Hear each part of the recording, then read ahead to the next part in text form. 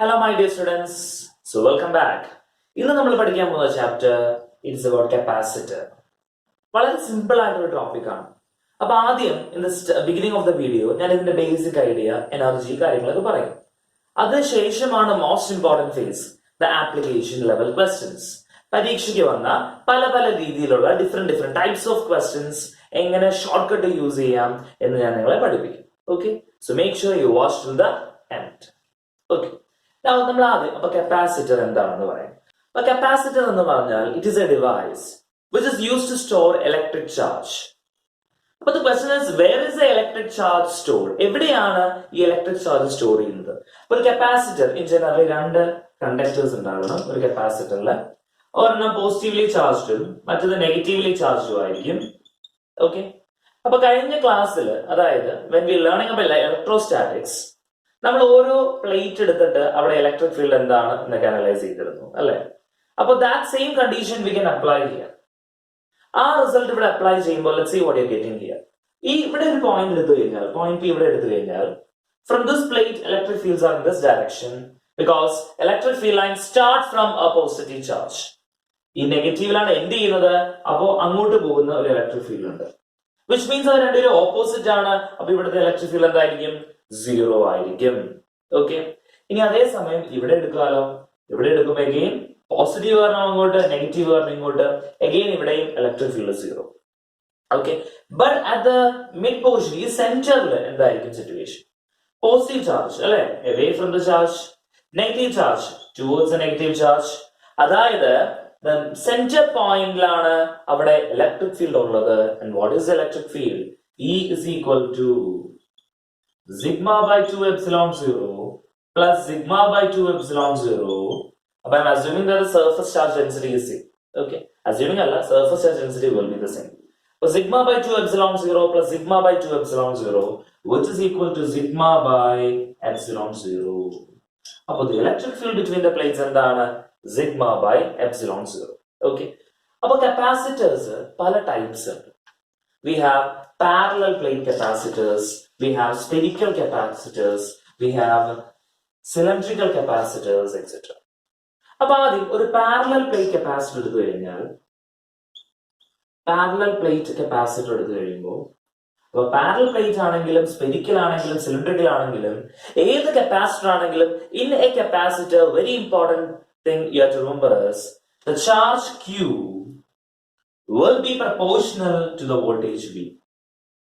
Or from here we can write Q is equal to CV and C we call it as the capacitance. എന്താ വിളിക്കുന്നത്? Capacitance. ഇതിന്റെ unit farad. അപ്പോൾ നമ്മൾ micro ഫാരഡിൽ express ചെയ്യും, മില്ലിയിൽ പറയാം, milli ഫാരഡിൽ പറയാം. Okay, അപ്പൊ പല യൂണിറ്റ്സിൽ നമുക്ക് ഫാരഡ് എക്സ്പ്രസ് ചെയ്യാം, ഏതിൽ വേണമെങ്കിലും പറയാം, no problem. And what about C? What is the unit for C? C is Q by V അല്ലെ? Qന്റെ കുളുംബ് പെർ വോൾട്ട്. അപ്പൊ SI യൂണിറ്റ് എന്ന് പറയുന്നത് കുളുംബ് പെർ വോൾട്ട് ആണ്. ഓക്കെ, അപ്പൊ കുളുംബ് പെർ വോൾട്ട് ആണ് ആരുടെ? കപ്പാസിറ്റൻസിന്റെ SI യൂണിറ്റ്. അപ്പൊ coming back, first type of capacitor പറയുന്നത് പാരലൽ പ്ലേറ്റ് കപ്പാസിറ്റർ. ഒരു പാരലൽ പ്ലേറ്റ് കപ്പാസിറ്റർ എന്ന് പറയുമ്പോൾ ഈ വാക്കിൽ തന്നെ ഉള്ളത് എന്താണ്? We have to parallel plates. Fine, രണ്ട് പാരലൽ പ്ലേറ്റ്സ് ഉണ്ട് നമ്മുടെ കയ്യിൽ. The area of the plate B A. Area of the plate A. The distance between the plates നമുക്ക് D ആയിട്ട് എടുക്കാം. Okay, and the capacitance of this parallel plate capacitor is given by C equal to epsilon 0 A by D. എന്താണ്? C is equal to epsilon 0 A by D. Okay, now suppose ഇത് initially നമുക്ക് air ആണ് നമ്മുടെ ഇവിടെയുള്ള medium. Suppose we are filling it with a certain dielectric constant epsilon R. നമ്മൾ ഈ intermediate space we are fully filling it up with the dielectric constant epsilon R. Then നമുക്ക് ഇങ്ങനെ എഴുതാം, capacitance will be equal to epsilon 0 epsilon R A by D. അപ്പൊ epsilon R ന് പകരം നമുക്ക് K use ചെയ്യാം കേട്ടോ, dielectric constant K യൂസ് ചെയ്യാം. ഓക്കെ, അപ്പൊ epsilon R യൂസ് ചെയ്യാം അല്ലെങ്കിൽ K എന്ന് യൂസ് ചെയ്യാം. അപ്പൊ നമുക്കറിയാം epsilon 0 ന്റെ epsilon R എന്താണ്? ഇലക്ട്രോസ്റ്റാറ്റിക്സ് ഞാൻ പഠിപ്പിച്ചു. What is that? Epsilon. Okay, ഇനി മറ്റൊരു കേസ് എന്ന് പറയുന്നത്, നമ്മൾ ഈ പാരലൽ പ്ലേറ്റ് കപ്പാസിറ്റർ എടുത്തിട്ട് a part of that is filled with a dielectric. അപ്പൊ I'm taking a parallel plate capacitor here. ഒരു തിക്നെസ് T ഉള്ള ഡൈഇലക്ട്രിക് ആം ഫിൽ ചെയ്തത്. അപ്പൊ ഇങ്ങനെയാണ് നമ്മൾ ഫിൽ ചെയ്യുന്നതെങ്കിൽ I'm taking capacitor, filling it with a dielectric of thickness T. ഇങ്ങനെയാണ് ഫിൽ ചെയ്യുന്നതെങ്കിൽ and the dielectric constant നമുക്ക് K എന്ന് എടുക്കാം. K അല്ലെങ്കിൽ epsilon ആണ്. Now the capacitance C will be equal to epsilon 0A by D plus T by K minus T. D plus T by K minus T. ഓർത്ത് വെക്കുക, capacitance, when a part of the capacitor അകത്തുള്ള ഈ part of the width is filled with the dielectric constant K. Okay. ഇനി മറ്റൊരു case. അപ്പൊ ഒരു dielectric വെച്ചുള്ള കേസാണ് നമ്മളിപ്പോ പറഞ്ഞത്. അപ്പൊ ഈ ഡൈഇലക്ട്രിക് പകരം ഇതിനിടയിൽ ഒരു കണ്ടക്ടർ നമ്മൾ വെക്കുകയാണെന്ന് വിചാരിച്ചു, ഒരു കണ്ടക്ടിങ് സ്ലാബ് നമ്മൾ ഇൻട്രൊഡ്യൂസ് ചെയ്യുന്ന വിചാരിച്ചു. So if we introduce a conductor or a conducting slab, what happens is the capacitance becomes C is equal to epsilon 0A by D minus T എന്നാവും. Okay, but conducting slab or conductor introduce ചെയ്താൽ capacitance എന്തായി? epsilon 0A by D minus T. Okay, ഇനി മറ്റൊരു case, ഇതിന്റെ intermediate face space നമ്മൾ fully ഫിൽ ചെയ്യുവാണ് വിത്ത് different dielectrics. പല പല ഡൈഇലക്ട്രിക്സ് വെച്ച് നമ്മൾ ഫിൽ ചെയ്യുവാണ്. ഇത് K1, ഇത് K2, ഇത് K3, K4, goes on like that. Fully fill ചെയ്തുകൊണ്ട്. ഓക്കെ, അങ്ങനെയാണെങ്കിൽ we can write the capacitance is equal to epsilon 0A divided by T by K1, T1 by K1, ഇതിന് T1, ഇത് T2, ഇത് T3, അങ്ങനെ പോകും. Plus T2 by K2 plus T3 by K3 plus etc. Okay, അപ്പൊ ഈ condition ഓർത്ത് വെക്കുക ഒരു പാരലൽ പ്ലേറ്റ് കപ്പാസിറ്ററിന്റെ തേർഡ് കേസ്. ഓക്കെ, ഇനി അതിനകത്ത് സീരീസ് ആൻഡ് പാരലൽ കോമ്പിനേഷൻ ഉണ്ട്, അത് നമുക്ക് ലാസ്റ്റിലേക്ക് വരാം. സീരീസ് ആൻഡ് പാരലൽ പറഞ്ഞിട്ട് അതിലേക്ക് വരാം. Okay, now moving on to the next one. അപ്പൊ നമ്മളിപ്പോ പറഞ്ഞത് പാരലൽ പ്ലേറ്റ് കപ്പാസിറ്റർ. അടുത്തത് it is a spherical capacitor. ഒരു സ്പെരിക്കൽ കപ്പാസിറ്ററിൽ രണ്ട് കേസസ് ആണ് അവിടെ നമ്മൾ പഠിക്കേണ്ടത്. ഒന്ന്, അപ്പൊ രണ്ട് കോൺസെൻട്രിക് ഷെൽസ് നമുക്ക് ഇവിടെ ഉണ്ട്. ഫസ്റ്റ് കേസിൽ ഔട്ടർ ഷെൽ നമ്മൾ എർത്ത് ചെയ്യുവാണ്. അതുപോലെ അടുത്ത കേസിൽ we are actually gonna earth the inner shell. ഈ രണ്ട് കേസിലും എന്താണ് കപ്പാസിറ്റൻസ് എന്ന് നമ്മൾ അറിയണം. ഓക്കെ, അപ്പോ നമുക്ക് ഇനി ഇന്നർ റേഡിയസ് എ എന്നും ഔട്ടർ റേഡിയസ് ബി എന്നും എടുക്കാം. ഇവന്റെ ഇന്നർ റേഡിയസ് എ, ഇവന്റെ outer radius A. Okay, first കേസിൽ ഔട്ടർ ഷെൽ എർത്ത് ചെയ്തു, ഇന്നർ ഷെല്ലിലെ ചാർജ് പ്ലസ് ക്യൂ ആണ്. ഫൈൻ, അപ്പൊ ഇന്നർ ഷെല്ലിലെ ചാർജ് പ്ലസ് ക്യൂ ആണ്. അപ്പൊ ഇനി നമുക്ക് ഇതിന്റെ കപ്പാസിറ്റൻസ് എങ്ങനെ എഴുതാം? 4 pi epsilon 0 AB by B minus A. Okay, അടുത്ത കേസ് വരുമ്പോ ഔട്ടർ ഷെല്ലിലെ ചാർജ് ആണ് പ്ലസ് ക്യൂ, ഇന്നർ ഷെല്ലാണ് നമ്മൾ എർത്ത് ചെയ്യുന്നത്. ഓക്കെ, അപ്പൊ ഇവിടെ കപ്പാസിറ്റൻസ് എന്ന് പറയുന്നത് 4 pi epsilon 0 B square by B minus A. Okay, ഇപ്പൊ രണ്ട് കാര്യങ്ങൾ ഓർത്ത് വെക്കുക. സ്പെരിക്കൽ കപ്പാസിറ്ററിന്റെ കപ്പാസിറ്റൻസ് ആണ് രണ്ട് ഡിഫറെന്റ് കേസസിൽ. ഓക്കെ, പ്രീവിയസ്ലി ആസ്ക്ഡ് ആണ്, so make sure you remember that. Okay, ഇനി മൂന്നാമത്തത് ഇറ്റ്സ് എ സിലിണ്ടറിക്കൽ കപ്പാസിറ്റർ. ഒരു സിലിണ്ടറിക്കൽ കപ്പാസിറ്റർ എടുക്കുമ്പോൾ കോൺസെൻട്രിക് സിലിണ്ടേഴ്സ് വേണം. അപ്പൊ ഇന്നർ സിലിണ്ടറിന്റെ റേഡിയസ് എന്ന് പറയുന്നത് നമുക്ക് A ആയിട്ട് എടുക്കാം. ഔട്ടർ സിലിണ്ടർ റേഡിയസ് എന്ന് പറയുന്നത് B ആണ്. Okay, now outer cylinder we are earthing it and inner സിലിണ്ടറിൽ നമ്മൾ കൊടുക്കുന്ന ചാർജ് പ്ലസ് ക്യൂ ആണ്. അപ്പൊ ഇതിന്റെ കപ്പാസിറ്റൻസ് എന്ന് പറയുന്നത് C is equal to 2 pi epsilon 0 L by log to the base E B by A. L എന്ന് പറഞ്ഞാൽ ഈ സിലിണ്ടറിക്കൽ കപ്പാസിറ്റൻസിന്റെ ലെങ്ത് ആണ്. ഓക്കെ, മൂന്ന് ടൈപ്സ് ഓഫ് കപ്പാസിറ്റേഴ്സ് നമ്മൾ പറഞ്ഞു. ഏതൊക്കെ? Parallel plate capacitor, spherical capacitor and cylindrical capacitor. Okay, ഇവിടെ ഓർത്ത് വെക്കേണ്ട ഒരു കാര്യം കൂടി ഉണ്ട്. What is the capacitance of A spherical conductor? നമ്മളൊരു സ്പെരിക്കൽ കണ്ടക്ടർ എടുക്കുമ്പോൾ, ഒരു സ്പെരിക്കൽ കണ്ടക്ടർ എടുത്തു, ഒരു സ്പെരിക്കൽ കണ്ടക്ടറിന്റെ കപ്പാസിറ്റൻസ് എന്താണ് അതും ഓർത്ത് വെക്കണം. If the radius is r, the capacitance of the spherical conductor is given by 4 pi epsilon 0 r. എന്താണ്? 4 pi epsilon 0 r. Okay, അപ്പൊ സപ്പോസ് ഒരു മീഡിയം ഉണ്ടെന്ന് വിചാരിച്ചു. മീഡിയം ഉണ്ടെങ്കിൽ epsilon 0 into k into r, അല്ലെങ്കിൽ epsilon 0 നമുക്ക് ക്യാപിറ്റൽ r ഓടെ use ചെയ്യാം കേട്ടോ. epsilon 0 into k into r, അല്ലെങ്കിൽ epsilon 0 into epsilon r into r എന്ന് പറയാം. But this is the capacitance of a spherical conductor. അപ്പൊ ഇത്രയാണ് പ്രധാനമായിട്ട് നമ്മൾ ഓർത്ത് വെക്കേണ്ടത് different types of capacitors. Okay, ഇനി അടുത്തതിലേക്ക് പോവാം. The series and parallel combination of capacitors. Okay, അടുത്ത series combination. Series combination of two capacitors. അപ്പൊ if two capacitors are connected end to end connection ആണെങ്കിൽ നമുക്ക് ഇവിടെ സീരീസ് കോമ്പിനേഷൻ എന്ന് വിളിക്കാം. അപ്പൊ സീരീസ് കോമ്പിനേഷനില് charge will be the same. ഈ രണ്ട് കപ്പാസിറ്ററിലൂടെയും പോകുന്ന ചാർജ് ക്യൂ സെയിം ആയിരിക്കും. ഏത് കോമ്പിനേഷനില്? സീരീസ് കോമ്പിനേഷനിൽ. ഓക്കെ, അപ്പൊ വോൾട്ടേജ് ഡിഫറെന്റ് ആയിരിക്കും. ഇവനെ ക്രോസ് ഉള്ള വോൾട്ടേജ് V1 ഇവനെ ക്രോസ് ഉള്ളത് V2 ആണെങ്കിൽ ഇവർക്ക് ക്രോസ് ഉള്ള വോൾട്ടേജ് V ആയിട്ട് നമുക്ക് എഴുതാം. Then I can write V is equal to V1 plus V2 ആണ്. പക്ഷെ ചാർജ് സെയിം ആയിരിക്കും. ഓക്കെ, അപ്പൊ ഇത് ബേസ് ചെയ്ത് നമുക്ക് ഇങ്ങനെ പറയാം, the capacitance when they are connected in series, the equivalent will be 1 by C is equal to 1 by C1 plus 1 by C2 plus etc. till 1 by Cn. Suppose there are n number of capacitors, n number of identical capacitors ആണെന്ന് വിചാരിച്ചോളൂ. അപ്പൊ n number of identical capacitors ആണെങ്കിൽ C equivalent will be equal to C by n. n number of identical capacitors ആണെങ്കിൽ this will be the equivalent value. Okay, അപ്പൊ series എന്ന് പറയുമ്പോൾ n to n connection, n to n connection ആണ് series. അപ്പൊ series combination വരുമ്പോൾ ഒന്നല്ലെങ്കിൽ ഇത് use ചെയ്യാം, അല്ലെങ്കിൽ ഐഡന്റിക്കൽ ആണെങ്കിൽ C equivalent will be C by n. Okay, ഇനി parallel combination of two capacitors ആണെങ്കിൽ, പാരലൽ ആണെങ്കിൽ നമുക്കറിയാം അവരുടെ അക്രോസ് ഉള്ള വോൾട്ടേജ് സെയിം ആയിരിക്കും, ബട്ട് ചാർജ് ഡിഫറെന്റ് ആയിരിക്കും. അപ്പൊ ഇതിലുള്ള ചാർജ് Q1, ഇതിലുള്ള ചാർജ് Q2 ആണെങ്കിൽ നമുക്ക് ഇങ്ങനെ എഴുതാം, Q is equal to Q1 plus Q2 എന്ന് എഴുതാം. പക്ഷെ രണ്ടുപേരുടെ അക്രോസ് ഉള്ള എന്ത് സെയിം ആയിരിക്കും? വോൾട്ടേജ് സെയിം ആയിരിക്കും. And therefore we can write when two capacitors are connected in parallel, C equivalent will be equal to C1 plus C2 plus etc. If there are n identical capacitors of capacitance C each connected in parallel, then C equivalent will be equal to NC. എന്തായിരിക്കും C equivalent? NC ആയിരിക്കും. Clear? അപ്പൊ series combination കണ്ടു, parallel combination കണ്ടു. ഇനി suppose question ഇങ്ങനെ വരുവാണ്, we have one capacitor. ഒരു capacitor നമുക്ക് തന്നു. ഓക്കെ, now ഈ ഒരു കപ്പാസിറ്റർ തന്നിട്ട് പല ഡൈഇലക്ട്രിക് വെച്ച് നമ്മൾ ഫിൽ ചെയ്യുവാണ്, K1 K2 ഒക്കെ വെച്ച്.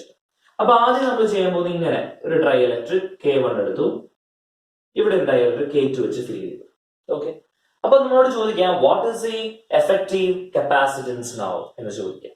അപ്പൊ ഇങ്ങനെയാണ്, if we are actually dividing the area, ഇപ്പൊ നമ്മള് വിഡ്ത്ത് അല്ല ഡിവൈഡ് ചെയ്തത്, ഏരിയയാണ് ഡിവൈഡ് ചെയ്തത്. ഇത്രയും ഏരിയയിൽ K2, ഇത്രയും ഏരിയയിൽ K1.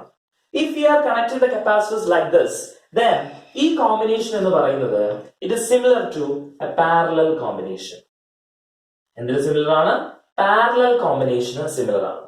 അപ്പൊ ഇവിടെ നമുക്ക് ഇങ്ങനെ എഴുതാം, ഇത് D ആണെങ്കിൽ ഇത് സപ്പോസ് A1, ഇത് സപ്പോസ് A2, ഈ ഏരിയ. ഓക്കെ, അപ്പൊ നമുക്ക് ഈക്വലന്റ് കപ്പാസിറ്റൻസ് എങ്ങനെ എഴുതാം? പാരലൽ ആണെങ്കിൽ C ഈക്വലന്റ്, ഇങ്ങനെയായാൽ പാരലൽ ആണ്. അപ്പൊ C equivalent is equal to C1 എന്ന് പറയുമ്പോൾ epsilon 0 K1 A1 by D plus epsilon 0 K2 A2 by D. മനസ്സിലായോ? അപ്പൊ ഇങ്ങനെയാണ്, അതായത് ഏരിയ ആണ് ഇവിടെ ഡിവൈഡഡ് ആകുന്നതെങ്കിൽ that combination is said to be in parallel. മറക്കരുത് കേട്ടോ. അതുപോലെ സപ്പോസ് അവന്റെ വിഡ്ത്ത് ആണ് ഡിവൈഡഡ് ആകുന്നത്, മേ ബി ലൈക്ക് ദിസ്, അവന്റെ വിഡ്ത്ത് ആണ് ഡിവൈഡഡ് ആകുന്നത്. അപ്പൊ ഇത് K1, ഇത് K2. അവന്റെ വിഡ്ത്ത് ആണ് ഡിവൈഡഡ് ആവുന്നതെങ്കിൽ then this combination is said to be in series. ഇതെന്ത് കോമ്പിനേഷൻ ആണ്? സീരീസ് കോമ്പിനേഷൻ ആണ്. വിഡ്ത്ത് ആണ് ഡിവൈഡ് ആകുന്നതെങ്കിൽ. അപ്പൊ സപ്പോസ് ഇത്രയും വിഡ്ത്ത് D1 ആണ്, ഇത്രയും വിഡ്ത്ത് D2 ആണെന്ന് വിചാരിച്ചോളൂ. then we can write 1 by C equivalent is equal to 1 by C1. എന്താ C1? epsilon 0 K1 A by D1 plus 1 by C2 epsilon 0 K2 A by D2. Difference മനസ്സിലായല്ലോ? അപ്പൊ ഇങ്ങനെയാണെങ്കിൽ അത് parallel combination ആയിട്ട് എടുക്കണം, ഇങ്ങനെയാണെങ്കിൽ അത് സീരീസ് കോമ്പിനേഷൻ ആയിട്ട് എടുക്കണം. ഓക്കെ, അപ്പൊ ഇത്രയും മാത്രം, ഇത് രണ്ടെണ്ണേ ഉള്ളൂ, രണ്ടെണ്ണേ ഞാൻ പറഞ്ഞിട്ടുള്ളൂ. 3 ആവാം, 4 ആവാം. ഓക്കെ, ഇനി ചിലപ്പോൾ അത് combination of series and parallel ആവാം. സേ ഫോർ എക്സാമ്പിൾ ഇങ്ങനെയാണെന്ന് വിചാരിച്ചോളൂ, ഇത് K1 ഫൈൻ, ഇത് K2, ഇത് K3. ഇങ്ങനെയാണെങ്കിലോ? ഇങ്ങനെയാണെങ്കിൽ K2 and K3 യുടെ combination they are in parallel with എന്ത്? K2 and K3 are in parallel and in series with K1. മനസ്സിലായോ? അപ്പൊ ഇവിടെ ഏരിയ ആണ് ഇവിടെ ഡിവൈഡ് ചെയ്തത്, അപ്പൊ പാരലൽ ആണ്. അപ്പൊ ഇത് രണ്ട് പാരലൽ ആൻഡ് ഇതും എടുക്കുമ്പോൾ ഇതിന്റെ ഈക്വലന്റും ഇതും എടുക്കുമ്പോൾ അവിടെ വിഡ്ത്ത് ആണ് ഡിവൈഡ് ആവുന്നത്, ദേ ആർ ഇൻ സീരീസ്. അപ്പൊ അങ്ങനത്തെ ക്വസ്റ്റ്യൻസും നമുക്ക് പരീക്ഷയ്ക്ക് പ്രതീക്ഷിക്കാം. അപ്പൊ you can apply the corresponding condition. Okay, ഇനി മറ്റൊരു കാര്യം, before we move on to the applications, the energy of a capacitor. The energy to charge a capacitor, the battery will have to do some work. ഈ work കൊണ്ടാണ് കപ്പാസിറ്ററിന്റെ energy ആയിട്ട് store ആവുന്നത്. Okay, and the energy of a capacitor U is given by ഒന്നല്ലെങ്കിൽ Q square by 2C, അല്ലെങ്കിൽ half CV square, അല്ലെങ്കിൽ half QV. ഏത് condition വേണമെങ്കിലും നമുക്ക് യൂസ് ചെയ്യാം. ഓക്കെ, അപ്പൊ കപ്പാസിറ്ററിന്റെ energy stored in a capacitor ആണ് ഇരിക്കുന്നത് Q square by 2C അല്ലെങ്കിൽ half CV square അല്ലെങ്കിൽ half into QV. Conditions ഓർത്ത് വെക്കുക. You might get a question from this area also. Okay, so let's move on to the most important part of this session, and that is the applications of a capacitor. How does the application level questions come? That is what we're going to see now. Okay, and you have the application number 1 on the board for you. First application എന്ന് പറയുന്നത് നമ്മൾ n drops എടുക്കുകയാണ്. ഒന്നല്ല, n drops we are taking, and ഓരോ ഡ്രോപ്പിന്റെയും radius small r, charge q, number of drops n, capacitance c and potential is v. If you are combining the drops together, എന്ത് സംഭവിക്കും? Fluids നമ്മൾ already surface ടെൻഷനിലും fluids നമ്മൾ discuss ചെയ്ത ഒരു കാര്യമാണ്. The radius of the new drop will be n raised to 1/3 into small r. Okay, combine ചെയ്യുമ്പോൾ, because volume same ആയിരിക്കും, അത് വെച്ച് ഇക്വേറ്റ് ചെയ്യുമ്പോൾ കിട്ടുന്ന ഒരു എക്സ്പ്രഷൻ ആണ്. Now also we can say that പുതിയ ഡ്രോപ്പിന്റെ ചാർജ് q എന്ന് പറയുന്നത് nq ആയിരിക്കും. ബിഗ് ഡ്രോപ്പിന്റെ the bigger ഡ്രോപ്പിന്റെ ചാർജ് q എന്ന് പറയുന്നത് n times q ആയിരിക്കും, n times the smaller ഡ്രോപ്പിന്റെ ചാർജ്. അതുപോലെ cq, അതായത് capacitance of the capacitance will be equal to n raised to 1/3c. നമുക്കിത് ഡൗട്ട് വരാതിരിക്കാൻ c dash എന്നതാണ്. Okay, but c dash will be equal to n raised to 1/3 into c, and potential will be n raised to 2/3 into v. Okay, അപ്പോൾ നമുക്ക് first application clear ആയി എന്ന് തോന്നുന്നു. നമ്മുടെ c dash value, v dash value എല്ലാം ഓർത്തിരിക്കുക. Okay, and second application എന്ന് പറയുന്നത് രണ്ട് charge conductors are connected to each other. അപ്പൊ ഒരു കണ്ടക്ടർ എടുക്കുമ്പോൾ അവന്റെ v1 ആണ് പൊട്ടൻഷ്യൽ, c1 q1 വാല്യൂസ്, മറ്റവന്റെ v2 potential, c2 capacitance, q2 is the charge. രണ്ടുപേരെയും കണക്ട് ചെയ്യുമ്പോൾ what happens is higher potential നിന്ന് lower potentialലേക്ക് there will be a flow, and they will attain the so called common potential, and the common potential is given by c1 v1 plus c2 v2 divided by c1 plus c2, and q1 by q2 will be equal to c1 by c2. ഈ condition കൂടി ഓർത്ത് വെക്കണം, the ratio of the charges. Okay, and delta u എന്ന് വെച്ചാൽ ഈ flow കാരണം അവിടെ സംഭവിച്ച ഡിഫറൻസ് ഇൻ എനർജി, കുറച്ച് എനർജി ഡിഫറൻസ് വരും, and that is given by half into c1 c2 by c1 plus c2 v1 minus v2 the whole square. Okay, അപ്പൊ second application, I hope this is clear. അപ്പൊ ഇത് രണ്ടും previously വന്നിട്ടുള്ള questions ആണ്, അപ്പൊ clear ആയിട്ട് ഇത് പഠിച്ചു വെക്കുക. Okay, now we move on to the next application. അടുത്ത ആപ്ലിക്കേഷൻ എന്ന് പറയുന്നത് to find the effective capacitance. പല പല സിറ്റുവേഷൻസ്, ഇതെല്ലാം പ്രീവിയസ് ഇയർ ഒക്കെ വന്നിട്ടുള്ള ക്വസ്റ്റ്യൻസ് ആണ്. പല പല സിറ്റുവേഷൻസ് ഉള്ള കപ്പാസിറ്റൻസ് ആണ് ഞാൻ തരുന്നത്.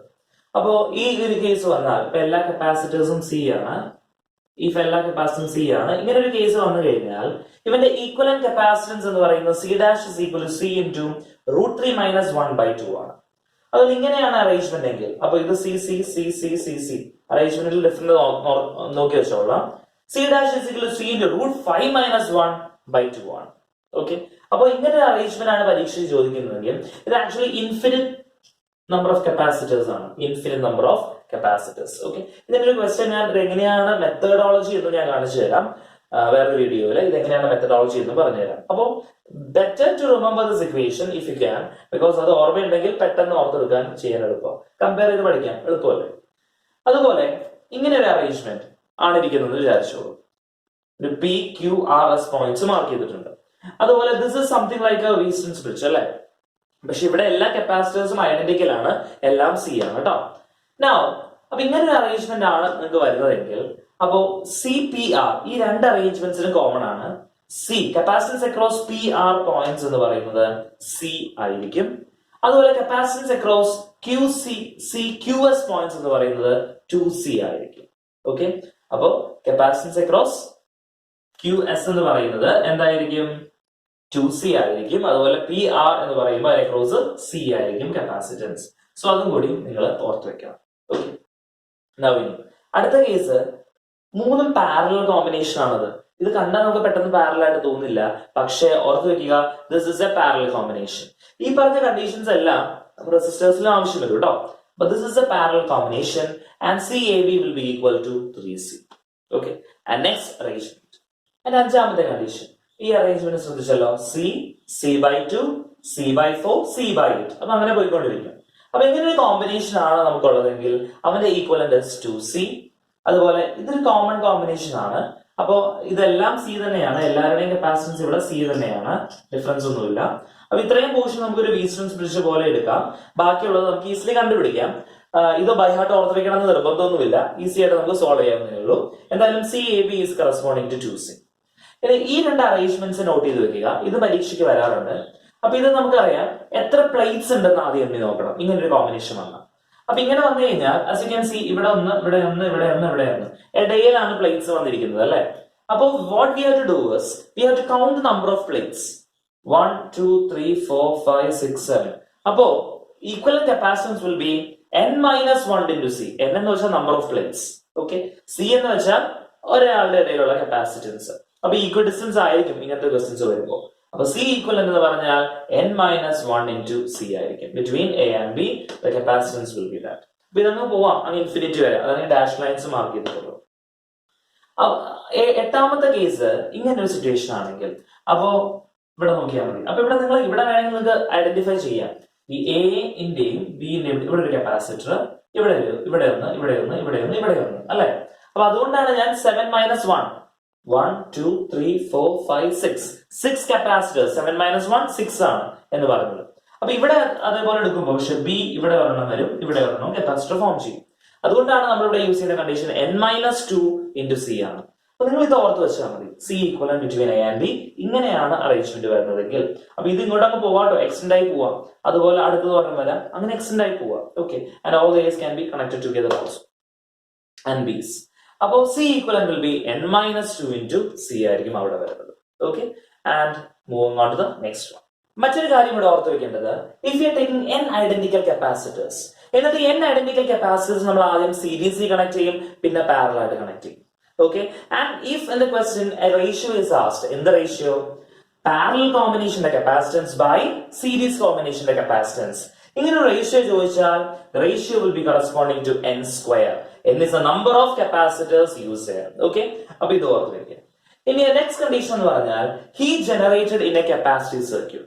അപ്പൊ ഒരു കപ്പാസിറ്റീവ് സർക്യൂട്ട് എടുക്കുമ്പോൾ what is the heat generated? അവിടെ ഒന്നാമത് ഓർത്ത് വെക്കേണ്ട കാര്യം, heat generated അറിയണമെങ്കിൽ നമുക്ക് work done by the battery അറിയണം. The work done by the battery is given by QV, which is equal to CV square and L. Okay, but heat generated is given by this expression, the work done minus U final minus U initial. U final എന്ന് പറഞ്ഞാൽ the final energy of the capacitor, UI the initial energy of the capacitor. Okay, but I hope this condition is also clear. The heat generated in a capacitive circuit. ഇനി അടുത്തത് charging and ഡിസ്ചാർജിങ്ങിന്റെ condition ആണ്. ചാർജിങ്ങിന്റെ condition എന്ന് പറയുമ്പോൾ Q equal to Q0 into 1 minus e raised to minus t by RC. ഇവിടെ RC എന്ന് പറയുന്നത് നമ്മൾ time constant to എന്നാണ് വിളിക്കുന്നത്. Q0 is the maximum charge there. Q0 ആണ് മാക്സിമം ചാർജ് എന്ന് പറയുന്നത്, Q0 ആണ്. ഓക്കെ, ഇനി ഡിസ്ചാർജിങ് ആണ് case. If the capacitor is discharging, then the instantaneous value of the charge can be determined by Q equal to Q0 into e raised to minus t by RC. അപ്പൊ ഈ രണ്ട് conditions വെച്ചിട്ട് നമുക്കൊരു simple questions ഒന്നും പ്രതീക്ഷിക്കേണ്ട. ഇത് വെച്ച് നമുക്കൊരു difficult level question you can expect. Okay, അപ്പൊ അതിനെ question I will be doing in coming video, so you can learn that also. Okay, അപ്പൊ I hope the topic capacitance is clear for you. അപ്പൊ എളുപ്പമുള്ള ഒരു topic ആണ്. ഒരു കാര്യം പഠിക്കേണ്ടത്, കപ്പാസിറ്റേഴ്സിന്റെ ഡിഫറെന്റ് അറേഞ്ച്മെന്റ്സ്, ആ എഫക്റ്റീവ് കപ്പാസിറ്റൻസ് കണ്ടുപിടിക്കാനുള്ള മാക്സിമം നമ്പർ ക്വസ്റ്റ്യൻസ് നിങ്ങൾ പ്രാക്ടീസ് ചെയ്യണം.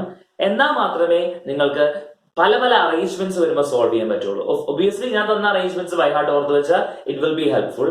പക്ഷെ അത് കൂടാതെ ഡിഫറെന്റ് ക്വസ്റ്റ്യൻസ് പ്രാക്ടീസ് ചെയ്യണം കപ്പാസിറ്റേഴ്സിന്റെ, then only it will be helpful for you. Okay, so I hope the idea is clear for you about capacitors. So in case you have any doubts, feel free to comment below, and once again, thank you.